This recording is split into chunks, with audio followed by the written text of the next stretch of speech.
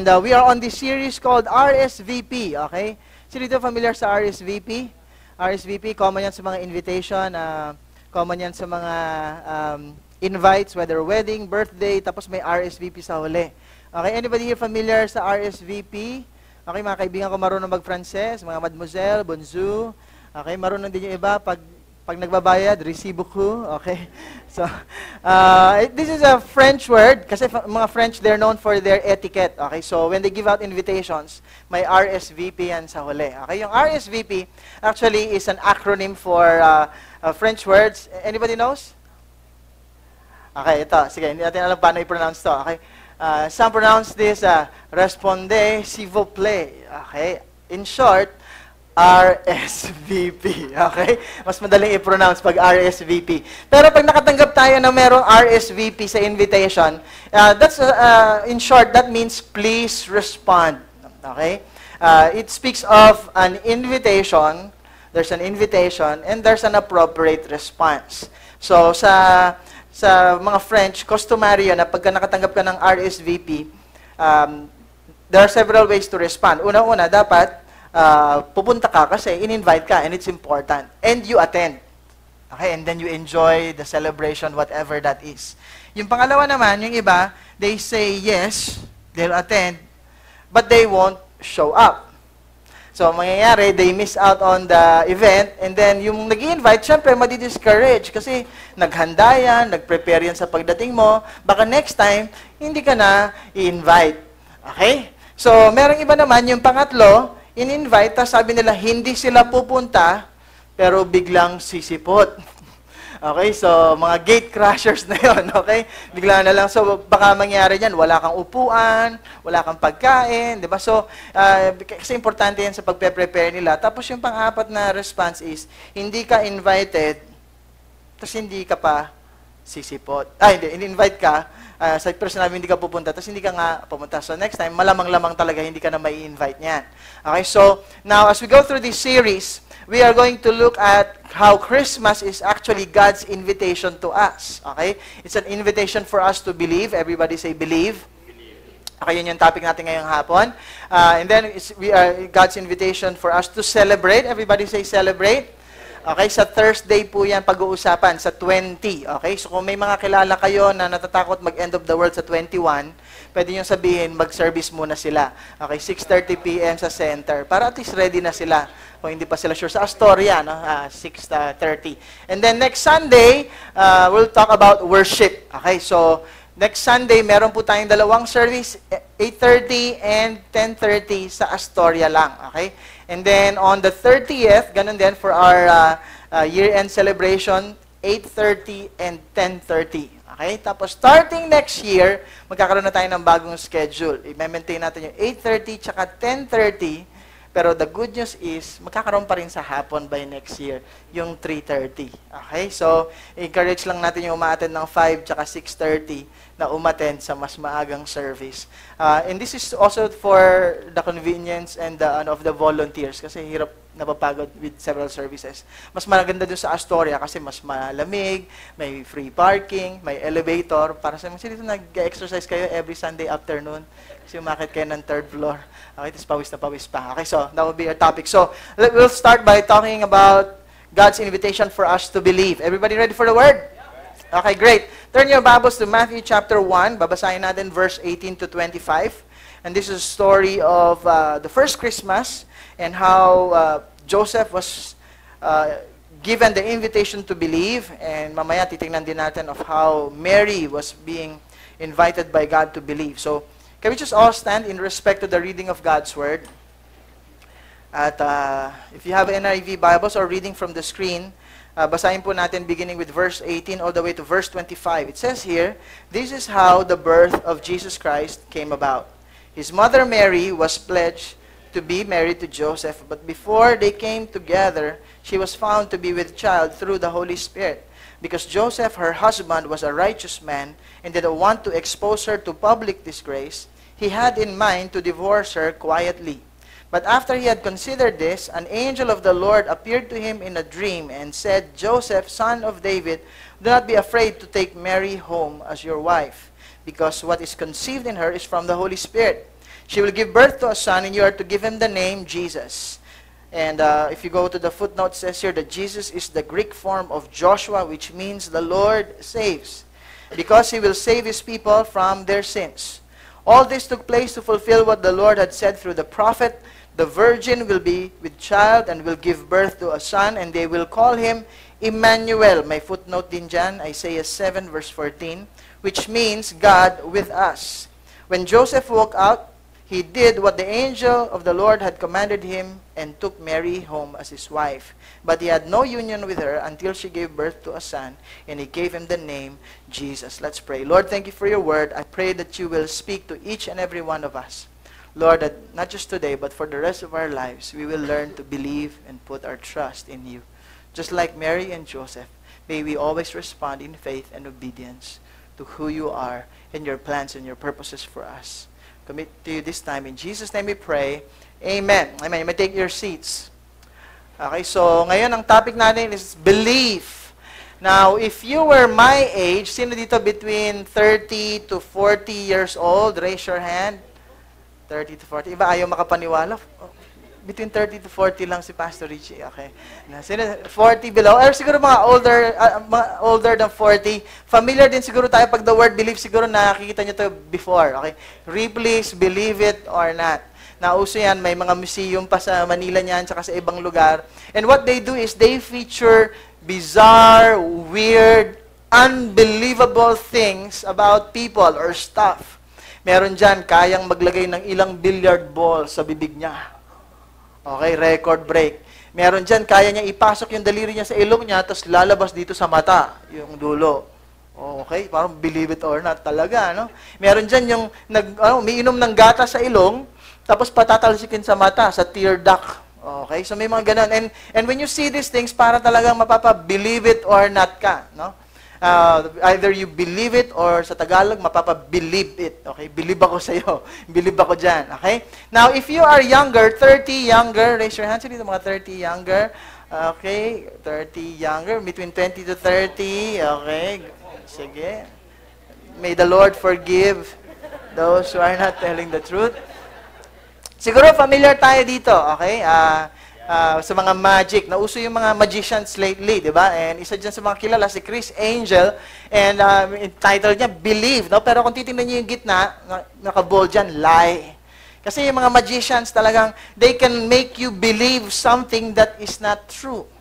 Okay, nadideceive tayo na nagkakaroon tayo ng may mga illusions, and yung ibang pa nga, natatakot pa sabi, Pastor, tingin mo dyan, parang demonic naman talaga yan kasi itsura niya. Pero actually, trick lang yon. Okay, ine-expose nga yung mga ginagawa nila kasi high-tech na ngayon. Marami ng technology to deceive and trick us into thinking and believing into something. So, para sa mga younger pa, sino dito 20 years old and younger, raise your hand. May the Lord bless your soul. Okay? Para sa mga 20 younger, siguro mas familiar tayo dito. Believe. Ni Justin Bieber. Okay? Sino dito mga believers? Okay? Mga believers ni Justin Bieber. Okay? So, Si Justin Bieber, may mga artists, mga celebrities, they have a slogan that they want you to believe in them. No? Kaya tayo sa ating Filipino culture, normally pagka-commercial, puro sikat na artista yan. Kasi pag nakita mo, uy, yun ang shampoo niya, dapat ganun din ako. Di bro, okay lang yan, wala ka naman isa-shampoo. Okay, pero sometimes, baka convince tayo pag kami nakikita tayong mga celebrity, yun yung product niya, so gusto rin natin. They want us to believe in them, kaya nga sila sumisikat. Now, hindi lang Justin Bieber or artists, but including yung mga different people or religious people, they all want us to believe in them. Okay, so yung belief. Now, Christmas is a time of believing. And I know a lot of us believe different things, especially during Christmas. Take note, a lot of people give an issue of, ano ba talaga, do you believe in Christmas? Sabi niya, kahit mga Christian, sinasabi tayo, hindi talaga ako nagbibilieve. Kasi hindi naman talaga pinanganak si Jesus on December 24. Okay, pag-uusapan yan sa Celebrate. Okay, although it's not really sure when Jesus was born, I'm glad that there's a time that we're celebrating Christmas. At least merong isang panahon sa buong taon that any person in the world can hear about the message of Christmas. And besides, mamaya, I'll give you an answer why I believe na hindi talaga pinapaalam ni Lord kung ano ba talaga yung exact date. Okay, why Jesus was born. But more than the celebration or how we celebrate, kasi many times we talk about it, the issue is celebrating the who of Christmas. Okay, not just the what. Alam ko, iba-iba rin yung paniniwala. Some people believe in Christmas kay Jack Frost. Meron Santa Claus. Yung iba kay Frosty, the ice cream sundae. Okay, and then yung iba, the Grinch, or even the red-nosed reindeer. Okay, pero Christmas is not about these people. It's not even about things. Christmas is about who? It's about Christ. And Christmas is God's invitation for us to believe in Christ. What happened during the first Christmas story, as we read in Matthew, and mamaya titingnan natin also in the book of Luke, it's a story ni Mary, that Christmas is God's invitation for us to believe. And there are several things that I believe God wants us to believe na hindi lang pang Christmas, but pang araw-araw at pang habang buhay. Pag sinabi natin believe, we basically mean to accept something as true, or we feel sure of the truth. Okay? It also means to have faith, confidence, and trust. Okay, so in this message of Christmas, what I believe God wanted for us is, God is giving us an invitation to believe. And the reason why it's worth believing, it's because it's the truth. It's not a lie. And it's something that we can we accept as true and feel sure of the truth. And because of that, we would have faith and confidence and trust in Him. Now, who among you believe in Jesus? Raise your hand. Who among you believe in Christ? Raise your hand. Who among you believe in Christmas? Raise your hand. Okay, so makikita natin if we really believe. Okay, because God is giving us that invitation. And dapat merong appropriate response. Okay? So, let's talk about believing. Now, I'm sure you all know in the Christmas story, one of the first people in the New Testament na talagang challenged to believe in the message of Christmas is Joseph and Mary. Just for us to know, si Joseph and Mary are betrothed to each other. Okay, sa relationship culture ng mga Jews, meron tinatawag na betrothal. Okay, they are like engaged, but more than engaged, in a sense na they are like considered husband and wife, but they are not yet married. Hindi pa sila, meron pa silang honeymoon. Okay, hindi pa sila intimately close with each other. And in their culture, yung wedding period takes more than 1 week. So, mahaba yung celebration nila. Okay, now try to imagine you're so excited kasi ikaw, you're engaged, and Mary is a virgin, siguro 16, teenager, young girl, excited to get married kasi for their culture, parang yun yung something they look forward to. Okay, so, mga ladies, try to imagine you're married. Okay, and you're engaged to be married. And that's what you're preparing for. Okay, so yung mga lalaki, try to imagine that you're Joseph. Okay, you've been working hard, you're excited to start a family of your own. Parang sa Hebrew culture, yun yung parang test ng pagkalalaki na, wow, may asawa ka na, may pamilya ka na. And you're excited, you're betrothed already, may agreement na, naghahanda na kayo for the wedding, and then something happened to you. For the ladies, can you imagine if what happened to you, what happened to Mary, happened to you? An angel appeared to you and told you, you're gonna be with child. The power of the Most High will be upon you, it will be the Son of God. Tapos sabi mo, ha? Would you believe that?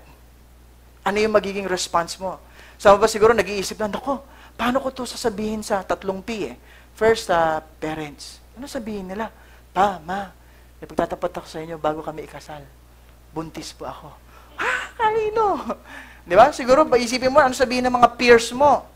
Okay, yung mga kabarkada mo, sabihin nila, pag kinumpute nila, natuloy mo sila mag-asawa, ba't parang malaki na yung tiyan niya?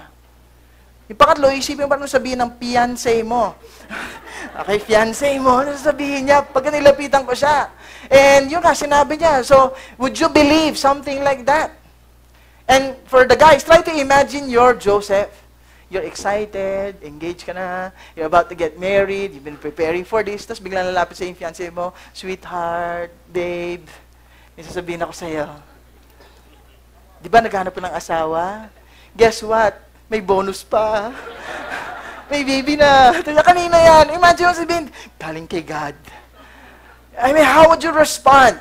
Would you believe in faith? And would you obey?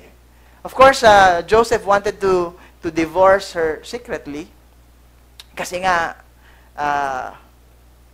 weird na yung pangasawa ko. Di ba? Or baka unfaithful. But ayaw niya naman niya i-stone to death si Mary. So he was thinking of divorcing her quietly. Believing. Now, Mary and Joseph struggled with believing.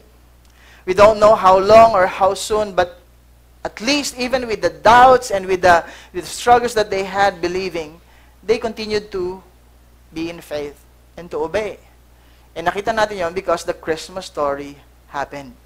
And in the passage that we read, they responded in faith and obedience. And I believe the invitation for Joseph and Mary is the same invitation for us. Not that all the single women here will be pregnant by the Holy Spirit, or that the husband will be asked to take somebody who's pregnant. But there's the same invitation for us to believe. And there are 3 important truths, I believe, from the first Christmas story that is worth believing. Habang nagpe-prepare ako for this, I'm reminded, some of this you already know. And some of this I got rebuked and being reminded kasi it's so easy to believe this at certain points. But when your faith is being tested, sometimes, instead of maging believer, nagiging doubter tayo. So it's good to know what are these truths worth believing. The first one, are you ready for this? Okay, number 1, nothing is impossible with God. Can you say that with me? Nothing is impossible with God. Let's read Luke chapter 1 from the story of Mary. And this is how it goes. In the 6th month, God sent the angel Gabriel to Nazareth, a town in Galilee, to a virgin pledged to be married to a man named Joseph, a descendant of David. The virgin's name was Mary. The angel went to her and said, "Greetings, you who are highly favored, the Lord is with you." Mary was greatly troubled at his words and wondered what kind of greeting this might be. But the angel said to her, "Do not be afraid, Mary, you have found favor with God. You will be with child and give birth to a son, and you are to give him the name Jesus. He will be great and will be called the Son of the Most High. The Lord God will give him the throne of his father David, and he will reign over the house of Jacob forever. His kingdom will never end." "How will this be?" Mary asked the angel, "since I am a virgin." The angel answered, "The Holy Spirit will come upon you, and the power of the Most High will overshadow you. So the Holy One to be born will be the Son of God. Even Elizabeth, your relative, is going to have a child in her old age, and she who was said to be barren is in her 6th month.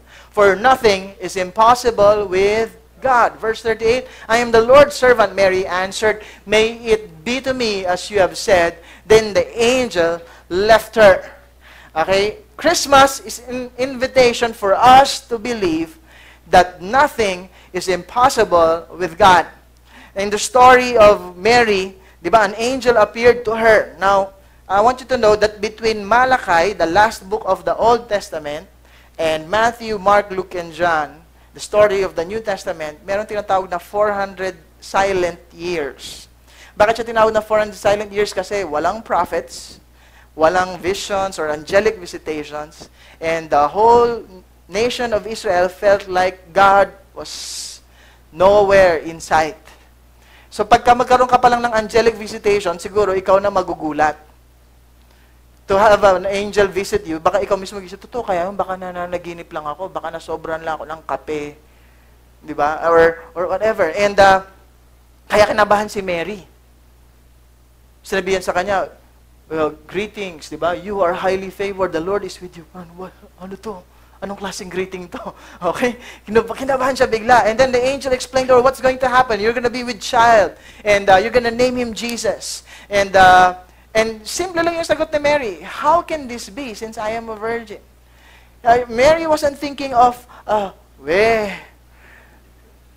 debarasan. Tinuod ba na, di ba? Parang, di ba? So, instead of having that kind of question, her only question was, how can this be? And then the angel said something that is very, very powerful. He said, the Holy Spirit will come upon you. The power of the Most High God will overshadow you. And nothing is impossible with God. Nothing is impossible with God. Many times when we look at something that is impossible, we measure it with reason. Di ba nagre-reason tayo? For example, may word, sige, be-bless ka ni Lord. Sometimes tayo nag-iisip, mukhang be-bless ako ni Lord. Kasi in our mind, iniisip natin, possibilities and probabilities. Be-bless ako ni Lord kasi may kamag-anak ako sa abroad. Be-bless ako ni Lord kasi may trabaho ako, yung boss ko, ipopromote ako. Di ba? Be-bless ako ni Lord kasi meron akong transaction. So siguro, yun na yun. Okay, so we look at something, signs and clues, whether it can happen. And we say, I believe it. Pero kung walang sign, nothing, everything is impossible, sometimes we conclude, okay, mangyayari kaya yan. And the angel said something to Mary that's very, very powerful. Nothing is impossible with God. Virgin birth, impossible. Can you imagine virgin who had no sexual relation with someone becoming pregnant? And it's going to be the Son of God. Impossible. Of course, ngayon tayo nag-iisip, hindi possible yan kasi pwede ng in vitro fertilization. And, but during their time, pag sinabi mo, virgin birth. In fact, the Bible is saying that's the sign of the coming Messiah. Born of a virgin. And to prove that, the angel tried to encourage Mary, even your tita Elizabeth is already 6 months pregnant, kahit na old age siya, tsaka barren. Now, how possible it is for a postmenopausal mother to get pregnant? Not to mention, she was barren. Impossible. Pero si Mary, wala naman siyang cellphone. Sige nga, totoo ba yan? Tawagan natin si Tita Elizabeth. Tita Elizabeth, totoo ba? Pregnant ka? Di ba? Wala naman text message dyan. It was something that she had to believe. But I like her response. She said, may it be done to me as you have said. She responded in faith. She believed. In other words, when reason ends, that's when faith really begins. Joseph also had this issue. Kasi nga nalaman niya, buntis? Buntis ka? Kanino? Grabe naman yan, kakasal na tayo. Naunahan pa ako. Can you imagine the feeling siguro nito? Sige, divorce na lang. But he was a righteous man, wanted to please God, and doesn't want to hurt Mary. So he wanted to divorce quietly, pero nagkaroon siya in a dream naman, the angel appeared. You have to take Mary as your wife. Because the child in her is, Son of God. And ikaw yung piniling maging foster father ng Son of God. Can you imagine the attitude of Joseph? Siguro pagkagising niya, grabe namang bangungot to, kahit sa panaginip ko, hinahabol ako. Bangungot na nga yung totoong nabuntis yung fiancé ko. Tapos, but it's something I had to be in faith. But the Bible says the next day, he went back to her and took her as his wife. And he had no sexual relations with her until she gave birth to the child. Can you imagine, ikaw yung magiging father ng Son of God? Naisip niya, anong ituturo ko dito? Anong ituturo ko kay God?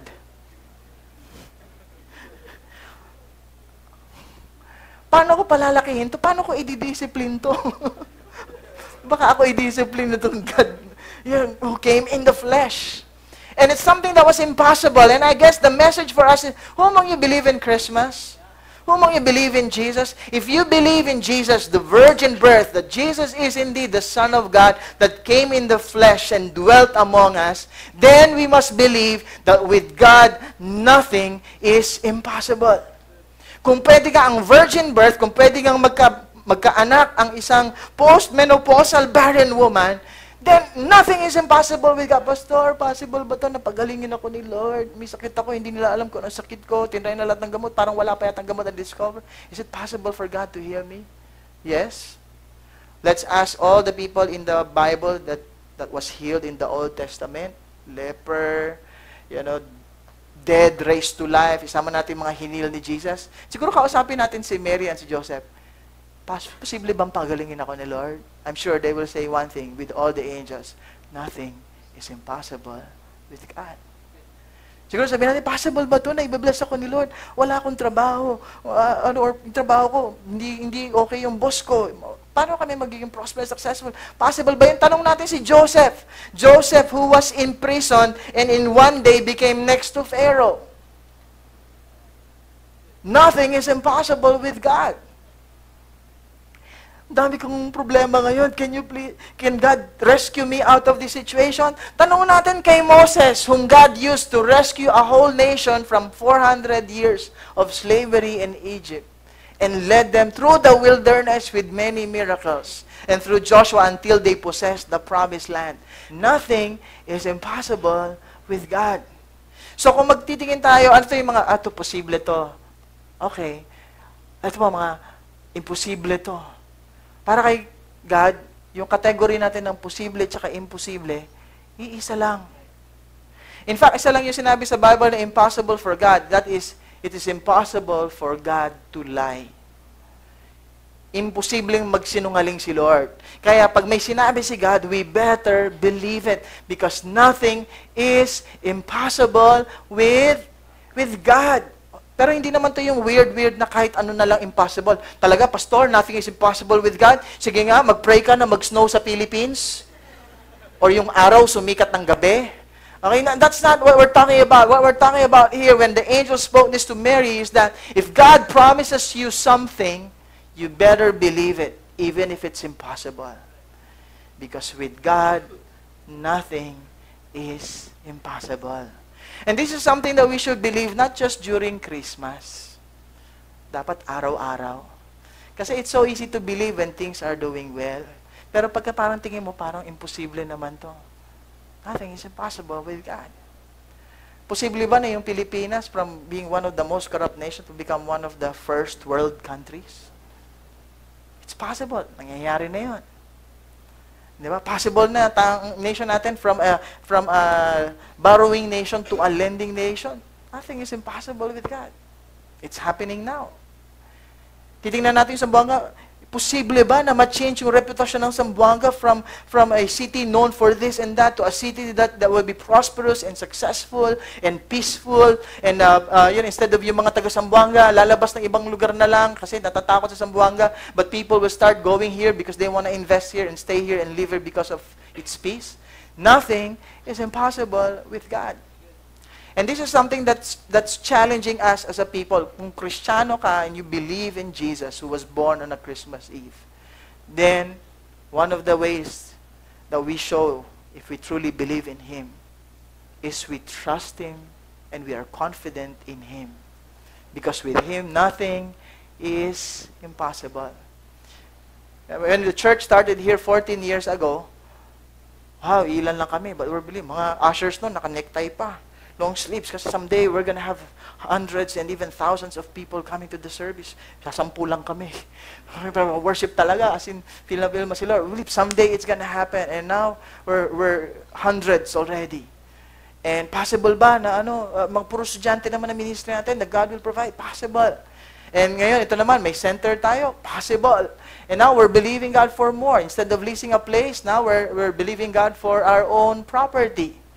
Okay, we're believing God for our own lot. Hindi na maglilis, but we're believing that we could buy our own lot, we could have our own building, where we could advance the kingdom of God more. And in our mind and in our eyes, isipin natin, parang imposible yata yan. Magkano ang per square meter dito sa Zamboanga? Meron pa bang magandang lugar? Di ba? Kaya ba natin? Considering the majority of our members are students. With us, it's impossible, but with God, all things are possible. Nothing is impossible with God. Tapikin mo yung katabi mo, sabihin mo, nothing is impossible with God.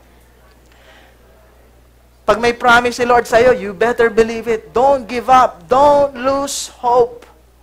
Nothing is impossible with God. The second truth I want us to remember is this. The Lord saves. Everybody say this. The Lord saves. Okay, binasa natin kanina, verse 18 to 20. Ito yung kay Joseph. This is how the birth of Jesus came about. His mother Mary was pledged to be married to Joseph. But before they came together, she was found to be with child through the Holy Spirit. Because Joseph, her husband, was a righteous man and did not want to expose her to public disgrace. He had in mind to divorce her quietly. But after he had considered this, an angel of the Lord appeared to him in a dream and said, Joseph, son of David, do not be afraid to take Mary home as your wife, because what is conceived in her is from the Holy Spirit. She will give birth to a son, and you are to give him the name Jesus. And Jesus is the Greek form of Joshua, which means the Lord saves, because he will save his people from their sins. And the answer is that Jesus means the Lord saves. The Son of God came here, the Word that became flesh and dwelt among us, God who took on human flesh upon himself, came here to save us. The Lord saves. You know why God saves? Because we needed a Savior. And kung Hebrew ka, like Joseph and Mary, you probably heard of stories after stories of how God promised that He's going to send the Messiah. Pag sinabing Messiah, the Christ, the Savior. And they're always looking forward to that. The people who walk in darkness will see a great light. And how much more, can you imagine, after the 400 silent years? At least malang kung 100 per generation, 4 na generation na yon. Okay, yung parents mo, wala silang naririnig na parang nagpaparamdam si God. Yung lolo mo, hindi nila nararamdaman yung experience nila, yung parang nagpaparamdam si Lord. 400 silent years. It seemed like God left them and God abandoned them. But they were holding on to some prophecies and some promises that God is going to send the Savior and He's going to come. And the Lord saves. Our God saves. When Jesus was born, from the day He was born, before He was even born, announcement pa lang, na mabubuntis ka, the Holy Spirit ko mapanyo, papangalanan mo siyang Jesus. Everybody say Jesus. Okay? And that word means the Lord saves. Pag sinasabi mong Jesus, sinasabi mo, the Lord saves. Pag sinasabi mong Jesus Christ, the Lord saves, yung Christ, Messiah, Savior. Okay, and it's a reminder for us. And if we believe in the story of Christmas, then we believe that we have a God who saves. A God who is willing to leave heaven to come down here on earth and dwell among us. To save us. To rescue us. Of course, not just from our sicknesses and diseases, and God gives healing to us. Not just from our, poverty and whatever troubles, and God wants to prosper and bless us. But more importantly, the greatest miracle that God can give us is salvation. And people may say they are a Christian, they believe in Christ, but if they don't trust in Jesus as the Lord saves, they're probably not Christians at all. Kasi pag naniniwala kay Jesus, He had to come here because we can't save ourselves. And what He did was enough to save us. Doon ka lang talagang nagpuput ng trust and faith in Jesus. It's impossible for man to save himself. Jesus, one time, He was teaching and He was saying, how can I enter the kingdom of heaven? A person asked, and then Jesus said, unless a man be born again, he cannot enter the kingdom of heaven. He cannot see the kingdom of heaven. And the one said, how can that be? How can a grown-up man enter the womb of the mother? So, imagine niyo, punta kayo sa nanay niyo, Nay, gusto ko kasing masave. Pwede bang bumalik sa loob? Yeah, that's impossible. Jesus said, that's impossible. With man, that's impossible. But with God, all things are possible. You know, there was one time a man who was trying to ask, how can I be saved? And God said, you know, do this, do that. He did everything, pero hindi niya mag-give up lahat for God. Jesus said, it's easier for a camel to enter the eye of a needle. Napatanong tuloy sila, then who can be saved? The answer is none. It's impossible for man. But with God, nothing is impossible. It's impossible for us to enter heaven on our own. Pakabait ka, we're not good enough. Promise ka na simula ngayon, magpapakabait ka lalo, you will never be good enough. But Jesus came to save us because our God saves. And I think that's an encouragement to us kasi I know sometimes we find ourselves in situations na parang feeling natin, Lord, parang quicksand man to. The more I try to get out of this situation, the more I go deeper and sink. Whether it's a vice you're trying to get out of, bisyo na gusto mo give up, relationship na alam mong hindi tama kay Lord, you wanted to get out of, you know, maybe financial struggles that you're in na hindi mo matakas-takasan, responsibilities na hirap ka na, you know what, it's impossible for you. But when you believe in Jesus, the Lord saves. And just rest on Him and lift up your hands to Him as a sign of surrender. God is ready to rescue you and pick you out of that pit. I'm sure every one of us here have our own story of how Jesus came to our world. May mga iba pang highlights dito of stories of people who were just really into drugs and vices, and look how God rescued them. You know, if you look, all of us, where would we be if Jesus did not enter our world? Buti na lang merong Jesus. Buti na lang there's somebody who came to save us. The third is this. God is with us. Can you say this with me? God is with us. Verse 20 to 25. All this took place to fulfill what the Lord had said through the prophet. The virgin will be with child and will give birth to a son, and they will call him Emmanuel. That's found in Isaiah 7:14, which means God with us. When Joseph woke up, he did what the angel of the Lord had commanded him, took Mary home as his wife. But he had no union with her until she gave birth to a son, and he gave him the name Jesus. God is with us. Emmanuel. And, just thinking the story of Mary, isipin niya, paano kaya to, no? The Lord is with you, highly favored. Mabubuntis ako, paano ko kaya to pagdadaanan? How can I go through this? 9 months of struggling and giving birth. And ano kaya sasabihin of parents ko, family ko, the people around us? I'm sure one of the comforting things na meron siya is that, promise the Lord, God is going to be with you. God is with us. And when Joseph probably struggled with this, paano to? How can this all be? Pero buti na lang, merong message na He is Emmanuel, God with us. And he used a prophecy that is taken from hundreds of years before him, because the message of the Lord is, even though at times we may not feel Him, even though at times that we may not see Him, it doesn't mean that God left us and God abandoned us. In a Jewish culture, simula kay Adam and Eve, nakalimutan nila how God really looked like. And they had to find God through different means, through nature, through angels, maybe through dreams. Di ba? Parang hindi na nila masyado nakaka-interact. And when God speaks to them, sometimes through a prophet. Kung minsan may mga natural, lightning, thunders, fire, cloud. Pag nag-move yung cloud, mag-move ka. Pag nag-stay, mag-stay ka. And the men are just so used to looking for signs. But the only sign that is being given to the Savior is that He's going to be a virgin birth. Alam niyo, marami nagkiklaim na sila na yung Savior of the world, kahit ngayon dito sa Pilipinas. Simple lang naman, tanungin niyo, virgin ba yung nanay mo nung pinagbuntis ka? Wala nang ibang Savior. Si Jesus lang. And the message of Jesus is an encouragement to us that God did not abandon us, that God is with us, even in those times when you feel like God is no longer there. Of course, when Jesus came into our world, buti na lang si Mary tsaka si Joseph believed. But when they were going around looking for a place to give birth, the people did not have any room. Sabi ng innkeeper, sorry, wala na, kaya doon na lang sila sa manger pinanganak. God even had to use the angels to speak to the different people who would believe. The shepherds in the field, we'll talk about it next week, and the 3 magi who were non-Jewish, but they were looking for the promised Messiah. King Herod, alam naman niya na may pinapanganak.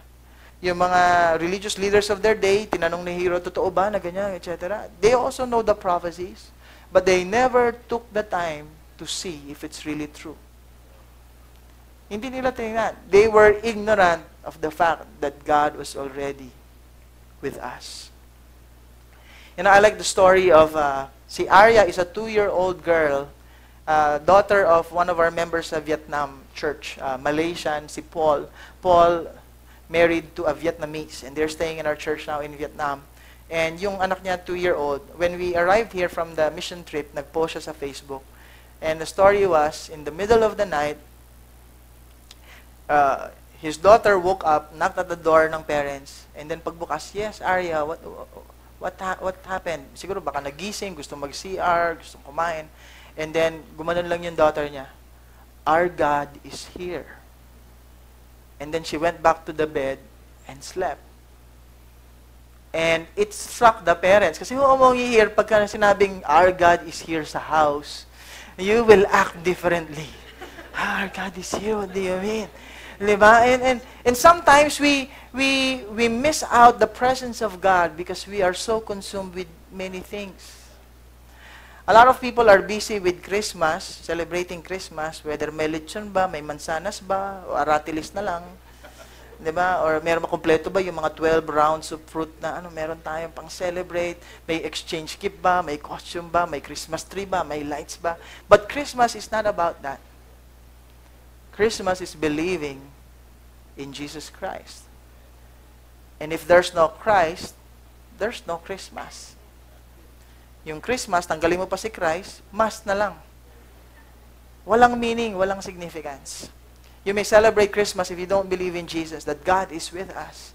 And this is something that challenged them, and it's something that encouraged them when they saw the baby born. Of course, habang lumalaki yan, na-challenge yan. Totoo ba yan? Nothing is impossible with God. But when they saw Jesus healing the sick, feeding the multitudes, wow, nothing is impossible with God. Casting out demons, walking on water, raising the dead. Wow, nothing is impossible with God. Pero when Jesus was on the cross, ito na yung Savior natin. Possible kaya na isasave niya yung sarili niya? Oh, what's gonna happen? They're trying to understand, but they couldn't. But they still believed and trusted. Siguro na-challenge siya, the Lord saves. Talaga, Lord saves. Wow, tinan mo, sinave niya itong mahirap, sinave niya yung gutom, sinave niya yung may sakit. Tapos eto na, nasa cross, biglang ma-challenge na sila. Sige nga, yung iba sabi, kung totoong Savior ka, save mo nga yung sarili mo, baba ka dyan, tapos save mo kami. But Jesus was just being silent, praying, Lord, forgive them, they know not what they're doing. And maybe they were tested. They were afraid after that. But after 3 days, Jesus rose again from the grave. And now they believe nothing is impossible with God. And the Lord indeed saves. Masaya sila, ito na si baby Jesus. Wow, kasama namin. He's really with us. You can touch Him, you can feel Him, you can see Him. But Jesus is always talking, I'm gonna leave, and where I'm going, you cannot follow. Because I'm going to die. They could not accept. But when Jesus died, and for 3 days and 3 nights, He's in the tomb, and they were out there wondering what's gonna happen next in fear. But after Easter Sunday, God rose from the grave, and they're wondering, totoo pala. Nothing is impossible with God. The Lord saves, and God is with us. And He even promised, I'm going to go to my Father, but I'm going to send you the Holy Spirit, and He's going to be in you. And this time, He will never leave you nor forsake you. And He's going to be with us until the end of the age. What Jesus did for us, what happened on a Christmas Eve, is a miracle of Christmas that we have to be believing every day of our lives. Of course, the baby Jesus grew up, lived like a man, tempted like a man, died like the worst criminal, but rose again from the grave. Because with Him, nothing is impossible. Because He is indeed the Lord who saves. Because He is indeed God who is with us. But the question is always been, do you believe? One time when the disciples were imprisoned, and they were worshiping God, the chains fell off, and yung prison warden was trying to wonder, ano mangyari, baka patayin ako ng officers ko, nakatakas yung mga prisoners ko. But they said, no, we're still here, hindi kami tumakas. They got convicted of how they're treating these Christian believers. Simple lang ang sagot nila, what should I do to be saved? the disciples said this, believe in the Lord Jesus and you will be saved. You and your household. It's an invitation for us to believe. The invitation for Mary and Joseph, the invitation to the warden in prison, and the invitation for each and every one today. Christmas. Pwede man tayong mag-celebrate ng Christmas, but if we don't believe in Christ, it's meaningless. Kahit ubusin pa natin ng 13-month pay natin mag-celebrate, that's not what Christmas is all about. Christmas is about believing in Jesus Christ. And today we're going to partake of communion. We're going to celebrate it's Communion Sunday. But before that, I want to give an invitation to pray for some of us here. Maybe some of us here, we came here maybe for the first time, maybe several times already. You may even call yourself a Christian kasi you were born of Christian parents. Pagka sinusulat ka, what's your religion, or maybe religious affiliation, you probably even write Christian. Kasi hindi ka Muslim, hindi ka Buddhist, or hindi ka Hindu. You know, it's not just about having a name. The question is, do you really believe in Jesus, the Lord who saves? Do you really believe in Him as the Son of God who came into the world? The Bible says false prophets will deny that. False teachers will deny that He came in the flesh. But those of us who truly believe in Jesus, believe that He is the Son of God who became the Son of Man. So that those of us who believe in Him, sons of men, can become children of God. How is it possible for God to turn a sinner into a saint? A sinful man into a temple of the Holy Spirit. An enemy of God into becoming a child of God. It's possible through Jesus. And alam niyo kung bakit hindi exact date natin alam kung ano talaga ang birthday ni Jesus? You know why? Because if you believe in Jesus, every day is a day of celebrating Christ. Every day we have something to rejoice and to celebrate. And every day can be Christmas. Because we know that with God, nothing is impossible. Because with God, we know that He saves. And we know that God is with us. So, before the ushers receive the communion elements, I want to pray. Can you please put your heads bowed down and your eyes closed? And if you're here, you've never surrendered your life to Jesus. Maybe this is the first time. And you realize, hindi pa ako sure kung saan ako pupunta. Whether I'll go to heaven. Or maybe you're sure that you're not going to heaven. God is giving you that invitation to respond by faith. And if that's you, you want to accept Jesus as your personal Lord and Savior and Master from this day on, and you want to put your trust, your confidence, and accept Him for who He is. Can you just lift up your hands so I can lead you into prayer? Anybody here at all? You want to pray the prayer with me? Para at least malaman ko lang. Anybody? Raise your hand so I can pray. So do you want to respond to that invitation? You want to surrender? God bless you. Yes, anybody else? You want to pray the prayer. You want to pray to receive Jesus in your life. That's the best decision you're going to make. This is the best time for you to really celebrate who Jesus is and what He has done. If that's you, you raise your hand, and if that's your desire, just pray this prayer with me and say, Lord Jesus, I acknowledge that I am a sinner in need of a Savior. I cannot save myself, Lord, because I'm not good enough. And I will never be good enough to earn my way to heaven. Thank you, Jesus, that you came into our world to save us from our sins. That you took upon yourself all of my sins and nailed it on the cross so that I can be forgiven. You also took all my sicknesses and diseases so that I can be healed, and all my curses so that I can be blessed. And you also took my death so that I could have life and even eternal life. So today I surrender my life to you. I invite you to come into my heart to be my Lord and to be my Master from now on. Fill me with your Holy Spirit. Do that change in me, Lord, from a sinner to saint, from an enemy of God to a child of God. And I pray that you will give me the power to know your will and to do your will.